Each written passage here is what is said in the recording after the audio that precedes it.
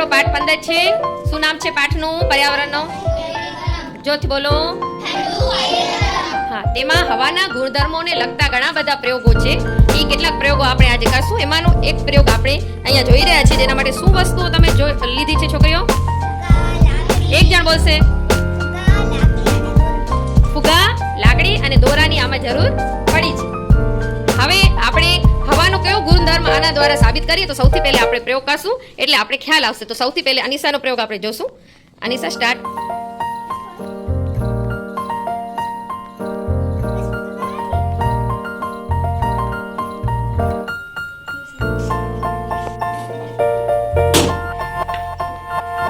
તમે જોયું કે ફુગો ફૂટતાની સાથે જે ફૂલેલો ફુગો છે એ સાઈડ નમી ગયેલી દેખાય છે. અનમ.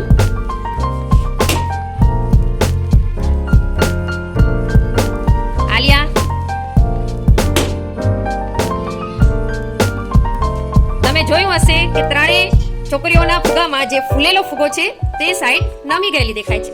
આનો મતલબ કે હવામાં વજન હોય છે, મતલબ કે હવા દળ ધરાવે છે, એટલે કે જે ફુગામાં હવા છે એ બાજુ વજનવાળી છે. તો તમને આના ઉપરથી હવાનો કયો ગુણધર્મ ખબર પડી? જોરથી બોલો. Very good. હવાના ગુણધર્મો ચકાસતો એક આપણે બીજો પ્રયોગ છે. તેમાં કઈ વસ્તુની જરૂર પડશે? એકરા ગ્લાસની જરૂર પડશે. હવે ગ્લાસથી કંઈક આ લોકો કરવાના છે જેના લીધે હવાનો બીજો ગુણધર્મ આપણે ખ્યાલ આવશે. ચાલો સ્ટાર્ટ.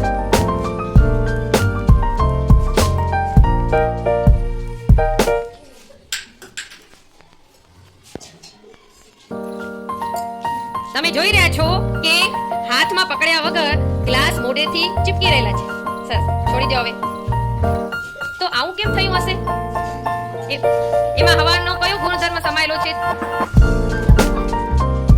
હવા હા ધક્કો મારે અથવા ખેંચે છે, મતલબ કે હવામાં દબાણ રહેલું છે. જ્યારે તમે હવાની અંદર ખેંચો છો ત્યારે ગ્લાસમાંની હવા સાથે ગ્લાસ આપણા મોઢા સાથે ચીપકી રહે છે, એટલે કે હવાને દબાણ છે.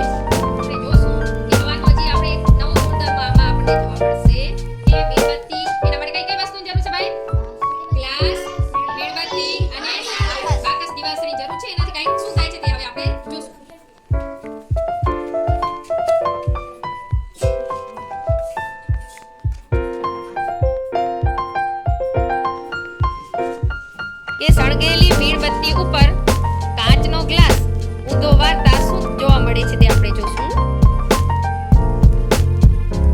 થોડી જ વારમાં મીણબત્તી બુજાઈ જશે.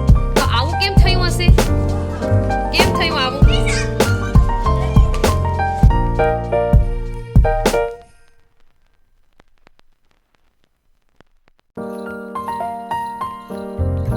મીણબત્તી શા માટે બુજાઈ ગઈ હતી? હવા ન હોય તો પદાર્થ સળગી શકે નહીં.